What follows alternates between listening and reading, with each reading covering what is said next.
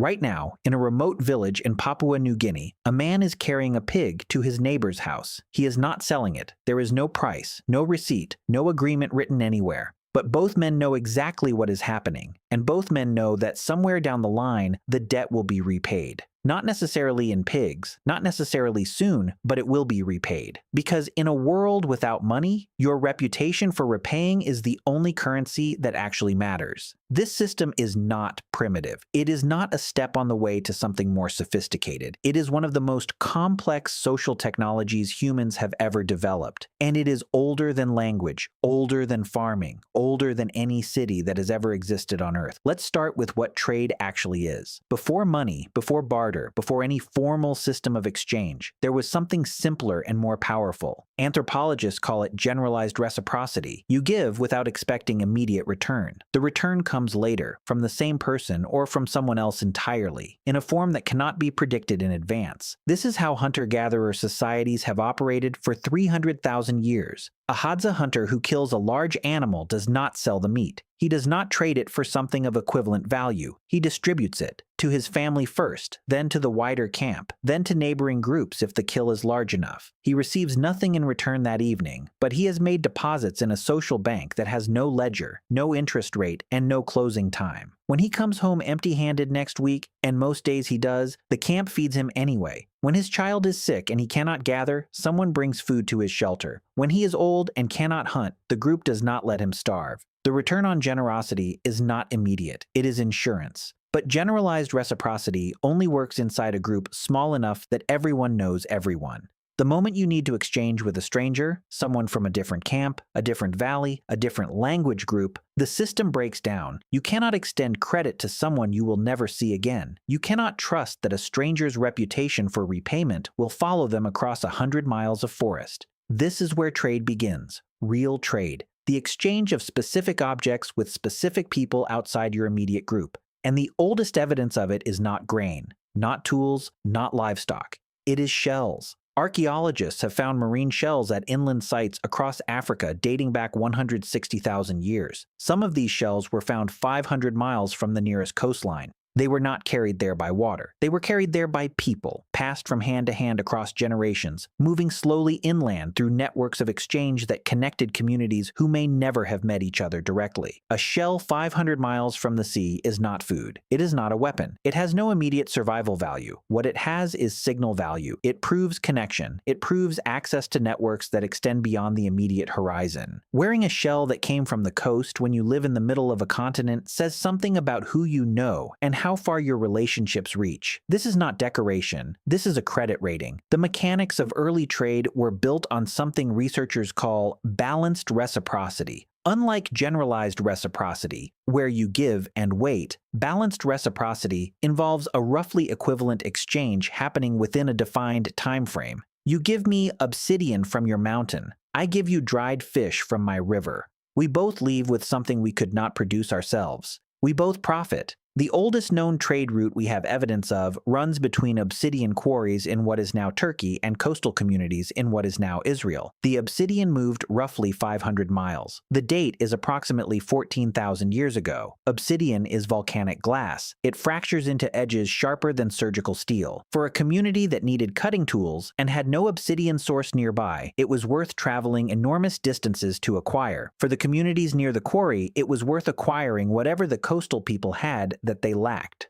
Both sides understood something that would not be formally articulated for another 13,000 years. Comparative advantage. You produce what you are best positioned to produce. I produce what I am best positioned to produce. We exchange. Both of us end up better off than if we each tried to produce everything ourselves. Your ancestors were practicing economics before the word existed. But the most sophisticated pre-money trading system ever documented is not about objects at all. It is about knowledge. The Aboriginal Australians developed a trading network across the entire continent, roughly 3 million square miles, that operated continuously for at least 40,000 years. Goods moved across this network: ochre, shells, stone tools, animal pelts. But what also moved, and what researchers now believe was equally or more valuable, was information. Songlines, the navigational and cultural routes that crisscross the continent, were themselves a form of tradable asset. Knowledge of a songline was not given freely, it was exchanged. A community that controlled knowledge of a specific route, a specific water source, a specific sacred site, held something that other communities needed and would trade real goods to access. In a landscape as vast and harsh as the Australian interior, knowing where water was in a drought year was worth more than any physical object. The people who held that knowledge and traded it carefully survived. The people who gave it away freely or kept it too tightly did not. Information was currency. It has always been currency. We just forgot for a while. Then came the problem that generosity and barter could not solve: scale.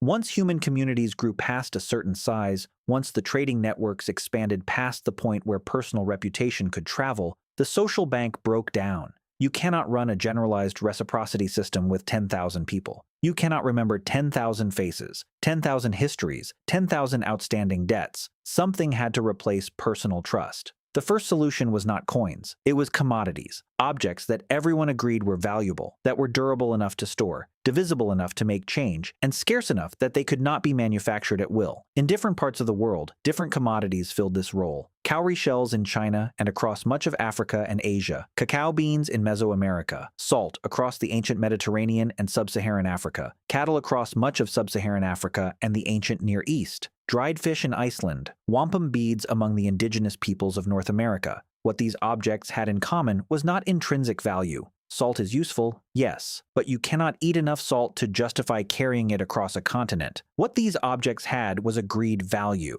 a community-wide consensus that this object could be exchanged for that service, that quantity of grain, that number of days of labor. This consensus is the invention, not the object itself, the agreement. And once the agreement existed, the behavior it produced looks remarkably familiar. A Sumerian clay tablet from approximately 3000 BC records a transaction in which a worker received payment in silver for a specific quantity of labor.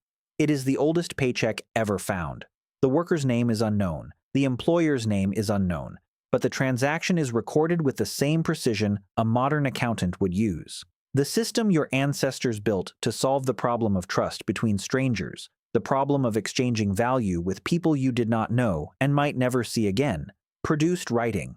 It produced mathematics. It produced the first cities, organized around the management of surplus and exchange.